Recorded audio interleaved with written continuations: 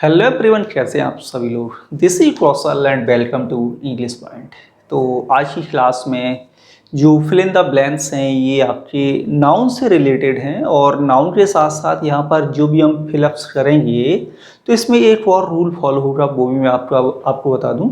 Subject verb agreement का। तो कहने का मतलब है कि यहाँ पर आप दो टॉपिक को माइंड में करके रखना और जो भी आप फिल इन द ब्लैंक्स करें लास्ट में स्कोर आप जरूर बता सकते हैं आपका टोटल स्कोर आज की क्लास का कितना हुआ है। और इसी तरह की क्लासेस डेली आप देखने के लिए हमारे यूट्यूब चैनल इंग्लिश पॉइंट को सब्सक्राइब जरूर करें।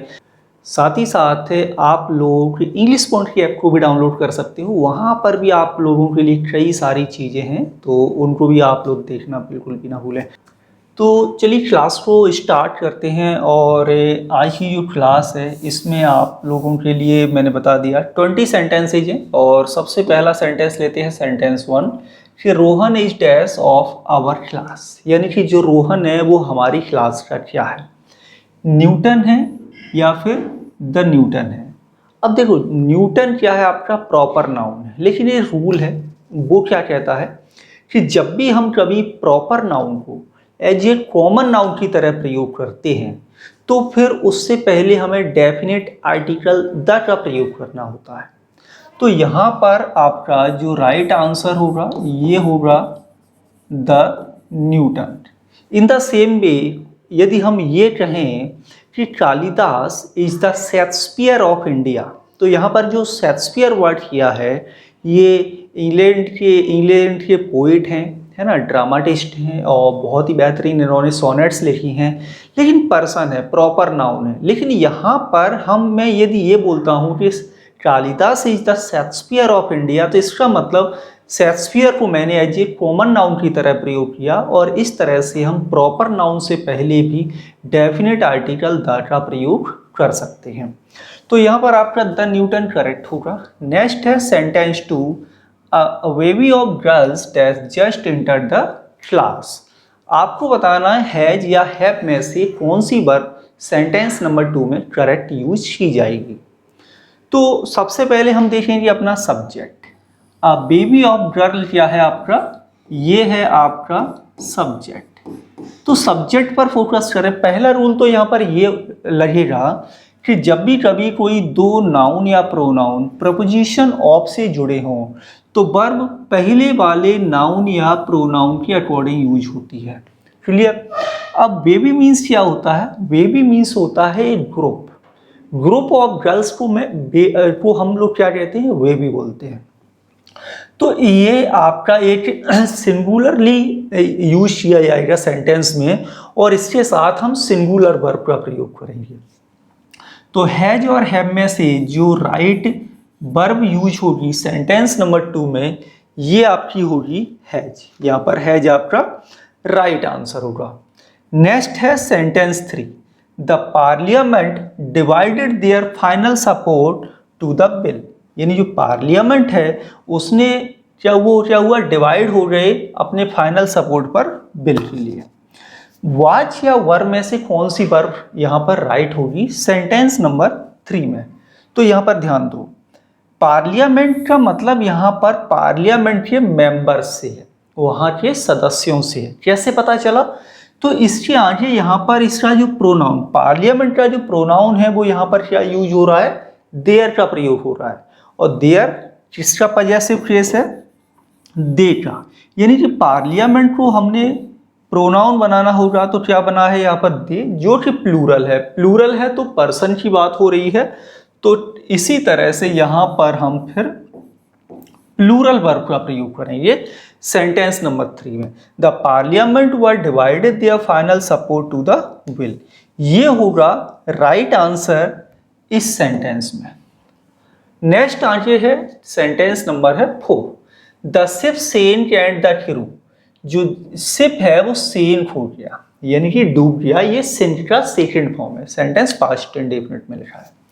एंड द क्रू, जो क्रू है, क्रू मतलब जो मेंबर्स थे वहाँ पर जो शिप के, है ना, चाहे कैप्टन हो या अन्य लोग हों, तो वो क्या हो गए, वो डूब गए, वो मिसिंग हो गया, क्रू क्या हो गया, मिसिंग हो गया। वाज या वर में से राइट आंसर, अब देखो शुरू का मतलब हुआ, यहाँ पर शुरू क्या है, प्लूरल, प्लूरल नाउन की तरह यूज हो रहा है, तो हम यहाँ पर प्लूरल ही यूज करेंगे।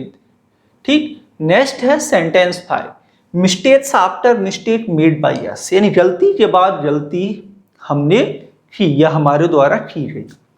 अब रूल क्या कहता है, रूल कहता है सब्जेक्ट वर्ब एग्रीमेंट में, नाउन में भी, कि जब भी कभी कोई दो सेम नाउन या प्रोनाउन, प्रोनाउन नहीं नाउन, जब भी कभी कोई दो सेम नाउन प्रपोजिशन से जुड़े हों, सेम नाउन किसी भी प्रपोजिशन से जुड़े हों, चाहे टू से, आफ्टर से, किसी से भी, तो वर्ब इसके बाद सिंगुलर प्रयोग की जाती है, प्लूरल प्रयोग नहीं की जाती है। तो यहां पर क्या होगा, mistake after mistake was made by us, ये है राइट आंसर सेंटेंस 5 का।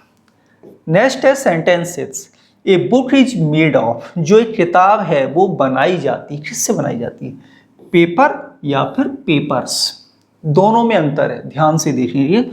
यदि वैसे तो जो आपका पेपर वर्ड है ये अनकाउंटेबल नाउन है, लेकिन पेपर आप काउंटेबल भी बना सकते हो, काउंटेबल नाउन भी आप इसे बना सकते हैं, लेकिन कब बना पाएंगे, देखो यदि मैं पेपर से पहले ए आर्टिकल लगा दूं तो आप पेपर का मतलब हो जाएगा यहां पर अ न्यूज पेपर से। यदि मैं इसे काउंटेबल बनाना चाहता हूं तो पेपर से पहले मैं ए आर्टिकल लगा दूं तो क्या हो जाएगा, ये न्यूज़पेपर से इसका मीनिंग आएगा। ठीक है, और जब यहाँ पर न्यूज़पेपर से मीनिंग है तो, लेकिन न्यूज़पेपर से तो बुक नहीं बनती, तो कागज से बनती, जो कि अनकाउंटेबल नाउन है, और यहाँ पर हम अनकाउंटेबल नाउन ही लिखेंगे। तो हो जाएगा correct answer, a book is made of paper, right. Next sentence, sentence है 7। सेंटेंस 7 में क्या है, the building is made of, जो बिल्डिंग है वो बनाई जाती है, किससे बनाई जाती है, stone and brick, stones and brick, plural है यहाँ पर, और ये आपका सिंगुलर है। तो राइट आंसर क्या यूज होना है, ध्यान से देखेंगे। जो स्टोन मीन्स पत्थर, ब्रिक मतलब होता है ईंट, तो जो भी ब्रिक और स्टोन आपके नाउन है ये अनकाउंटेबल नाउन है, इनको हम काउंट नहीं कर सकते। जब भी कोई आपका अनकाउंटेबल नाउन होता है तो फिर आप उसको प्लूरल भी नहीं बना सकते। क्या नहीं बना पाएंगे हम उसे, प्लूरल। जब उसे प्लूरल नहीं बना सकते तो फिर यहाँ पर एस या ई एस का कोई मतलब नहीं, तो क्या यूज होगा, स्टोन एंड ब्रिक इस सेंटेंस में। सेंटेंस नंबर 7 में ये अच्छा सॉरी एस लग गया, स्टोन एंड ब्रिक आपका राइट आंसर रहेगा। सेंटेंस 8 क्या है, give me dash of paper, कृपया मुझे एक पीस ऑफ पेपर दे दो। अभी मैंने बोला था पेपर आपका अनकाउंटेबल नाउन है, गिर नहीं सकते, लेकिन हम इसको काउंटेबल बना सकते हैं। कैसे बना सकते हैं, पेपर को यदि काउंटेबल बनाना चाहेंगे तो हम पीस का प्रयोग, अब ऑफ तो यहाँ पर ऑलरेडी लगा है तो इसको हम हटा देते हैं, तो यहाँ पर हम क्या यूज करेंगे, पीस ऑफ पेपर या फिर अ पीस ऑफ पेपर, लेकिन पीस आपका काउंटेबल नाउन है, पीस कैसा नाउन है, काउंटेबल नाउन। सिंगुलर लिखा, यदि यहाँ लिखा होता 2 पीसेस तो प्लूरल होता, लेकिन कुछ नहीं है तो सिंगुलर, तो a piece of paper correct होगा सेंटेंस 8 में। नेक्स्ट सेंटेंस है सेंटेंस 9। देखो, earth with bountifulness has always been generous to the mankind, his या हर में से प्रयोग करना। नाउन क्या है, अर्थ, यूज क्या करना, हिज या हर।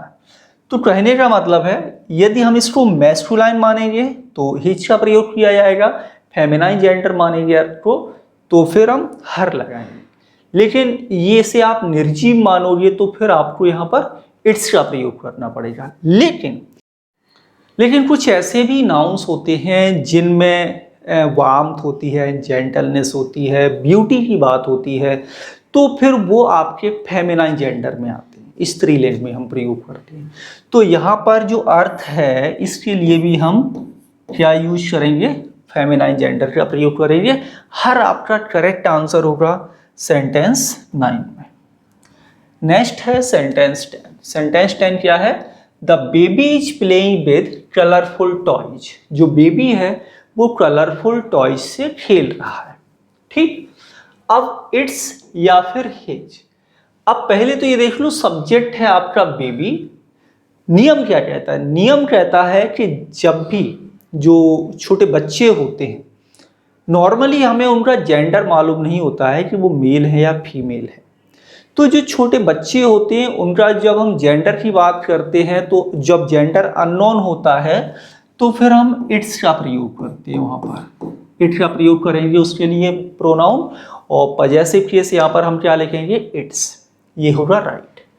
Next sentence, sentence 11, wave upon wave rise, यानी कि लहर के बाद लहर राइज हो रही है।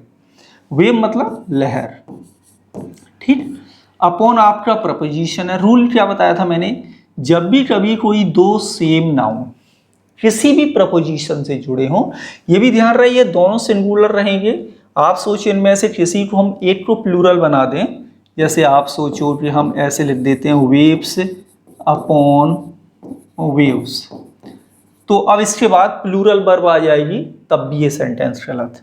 आप सोचें कि वेव्स अपॉन वेव, एक प्लूरल बना दो, ये सिंगुलर बना दो, तब भी ये गलत हो जाएगा। कहने का मतलब है कि आप इनको सिंगुलर ही लिखेंगे यदि प्रपोजिशन आ रहा है तो, और इसके साथ जो वर्ब प्रयोग होगी ये भी सिंगुलर ही आएगी। तो wave upon wave was rising, correct answer sentence 11 में। नेक्स्ट है sentence 12, he is one of the dash who work hard. अब नियम क्या कहता है कि he is one of the dash who work hard, student या स्टूडेंट्स। तो ध्यान दो, जब भी कभी सेंटेंस में वन ऑफ, ठीक है, या फिर ईच ऑफ, या फिर एवरी ऑफ, ठीक, इनके बाद यदि आपको जब भी काउंटेबल नाउन लिखना हो तो हमेशा प्लूरल काउंटेबल नाउन आएगा। ठीक, तो यहां पर हम लिखेंगे स्टूडेंट्स, प्लूरल काउंटेबल नाउन का प्रयोग होगा कि he is one of the students who work hard. लेकिन प्रोनाउन यहां पर है, एंटीसीडेंट क्या है? स्टूडेंट्स। तो यहां पर जो वर्ब यूज होगी ना वो इस एंटीसीडेंट यानी कि प्लूरल के अकॉर्डिंग होगी, सिंगुलर के अनुसार नहीं आती है। इस तरह के सेंटेंसेज में।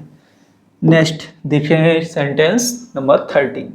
सेंटेंस 13 क्या है? A number of books dash been written on this subject. इस सब्जेक्ट पर कई सारी किताबें लिखी गई।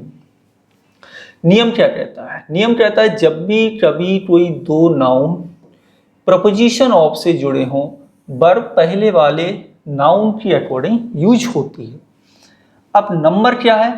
नंबर के ए नंबर ऑफ के बाद हमेशा प्लूरल काउंटेबल नाउन का ही प्रयोग किया जाता है।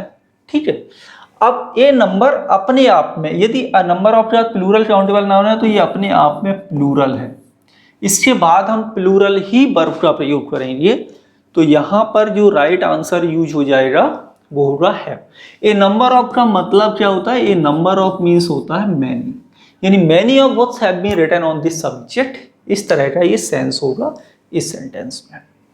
नेक्स्ट है सेंटेंस 14, द रिच शुड, दो बार लिख दिया, हटा देते, the rich should help poor या फिर द पुअर, यानी अमीरों को सहायता करनी चाहिए गरीबों की।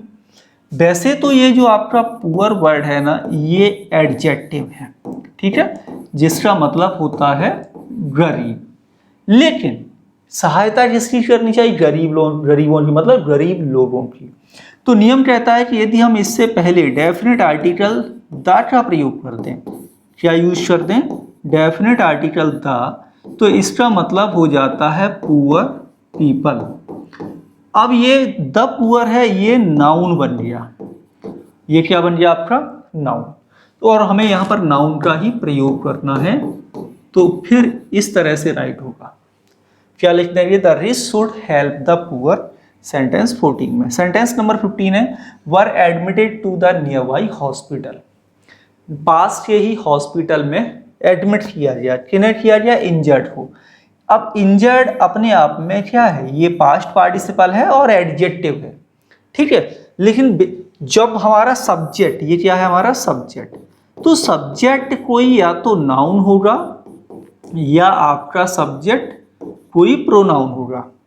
लेकिन एडजेक्टिव को सब्जेक्ट नहीं बनाते। अब इसको हमें सब्जेक्ट बनाना है तो क्या करना होगा, द इंजर्ड। द इंजर्ड का मतलब हो जाएगा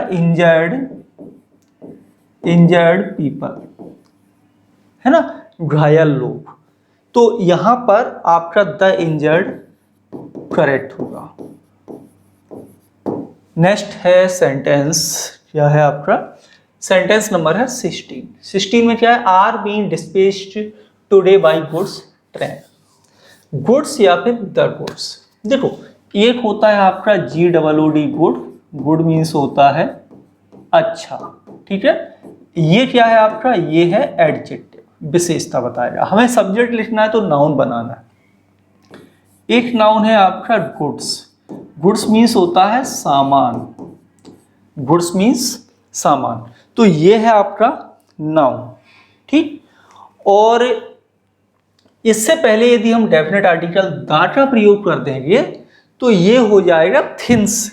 क्या हो जाएगा, ये इसका मतलब जो निकलेगा, ये निकलेगा आपका सभी चीजों से, यानी कि ऑल द थिंग्स। तो the goods are being dispatched today by goods train, मतलब all the things are being dispatched today by goods train, इस तरह का मीनिंग होगा। नेक्स्ट है sentence 17, the dash directors meets once in a week. Board या फिर bench. अब देखो यहां पर हम पहले देखें बेंच, तो बेंच किसकी होती है, बेंच होती है जूरी, जूरी की बेंच होती है। और डायरेक्टर्स का क्या होता है, बोर्ड होता है। बोर्ड ऑफ डायरेक्टर आपका राइट होगा, the board of directors meets once in a week. अब वर्ब में एस क्यों आया, क्योंकि बोर्ड यहाँ पर सिंगुलर है, इसके अकॉर्डिंग एस या एस का प्रयोग किया जाएगा सेंटेंस में। नेक्स्ट है sentence 18, the teams dash fighting over who should be there next captain. Teams मतलब प्लूरल है, वैसे भी मतलब प्लेयर्स, यहाँ पर मीनिंग किससे है, प्लेयर्स से है। कैसे पता चल रहा है, और आगे देख लो यहाँ पर आपका प्रोनाउन लिखा हुआ है देयर, यानी कि टीम्स का आपका जो प्रोनाउन बना यहाँ पर वो क्या बना, दे का पजेसिव केस, वहाँ पर क्या लिखा हमने, देयर। तो यहाँ पर हमें अब क्या फिल करना पड़ेगा, यहाँ पर करना होगा are. The teams are fighting over who should be there next captain. Okay, next sentence number है 19, the poultry dash ready for sale. जो पोल्ट्री है वो रेडी है बेचने के लिए, सेल के लिए, इज या आर। अब देखो यहाँ पर क्या है आपका, यहाँ पर जो नाउन है पोल्ट्री, ये क्या है आपका कलेक्टिव नाउन है, ठीक है। तो कई सारे ऐसे नाउन जो दिखने में सिंगुलर हैं लेकिन जिनके साथ वर्ब प्लूरल आती है, चाहे आपका वो जेंट्री हो, ठीक है, या फिर आपका कैटल बर्ड हो, या फिर पीजेंट्री हो, पोल्ट्री हो, क्लर्जी हो, और भी कई सारे हैं। इनके साथ हम जो वर्ब प्रयोग करते हैं वो प्लूरल, देखिए ये प्लूरल नाउन है, इनके साथ हम प्लूरल वर्ब का प्रयोग करेंगे। तो यहाँ पर आर राइट आंसर होगा। नेक्स्ट है sentence 20, 3 years dash a long time to wait. यानी 3 साल एक लंबा समय होता है इंतजार करने के लिए। अब इस सेंटेंस को देखें तो 3 years आपका एक यूनिट ऑफ टाइम है, और जब भी हम किसी चीज की यूनिट के रूप में देखते हैं तो वो फिर हो जाता है आपके लिए सिंगुलर। कैसा हो जाता है, सिंगुलर। यहाँ पर आप देखो कॉम्प्लीमेंट देखोगे अ लॉन्ग टाइम, तो ये भी कॉम्प्लीमेंट भी आपका सिंगुलर लिखा हुआ है। इस सब्जेक्ट के साथ हमें वर्ब भी सिंगुलर ही प्रयोग करनी है। तो यहाँ पर इस तरह से आपका सेंटेंस नंबर 20 क्लियर। तो ये हो गए आज की क्लास के टोटल 20 सेंटेंसेज। क्लास कैसी लगी इस बारे में आप कमेंट के माध्यम से जरूर बताना है, और क्लास पसंद आए तो अपने दोस्तों के साथ शेयर जरूर करें। इसके साथ साथ इंग्लिश पॉइंट का ऐप प्ले स्टोर पर आपको मिल जाएगा, उसे डाउनलोड कर लें। इस ऐप के अंदर मैं आपको इम्पोर्टेंट चीज़ बता दूं जो भी उसमें चल रही है, 20,000, अच्छा ये ज़्यादा हो गया, चलिए 20,000 PDFs आपको मिलेंगी, जिसमें आपको लगभग 3 लाख से ज़्यादा क्वेश्चंस टॉपिक वाइज आपको सेट मिलेंगे। 100, एक ही टॉपिक पर लगभग 100 PDFs मिलेंगी, जिनमें 20 सेंटेंसेज आपको मिलेंगे और आप अपनी इंग्लिश ग्रामर को और ज़्यादा अच्छा कर सकते हो। जिस टॉपिक को भी ज़रूरत हो आपकी, उसी टॉपिक का PDF निकालो और एक्सरसाइज करना शुरू कर दो। तो ये सारी चीज़ें आपको इंग्लिश पॉइंट की ऐप में मिल जाएंगी। और अभी तक आप लोगों ने इंग्लिश पॉइंट का ऐप डाउनलोड नहीं किया है तो उसे कर लो। और कोई भी डाउट्स वगैरह हो तो आप लोग व्हाट्सअप कर सकते हो इस नंबर पर, ठीक है, 7009528464। मिलेंगे आपसे अगली क्लास में। Thank you for watching.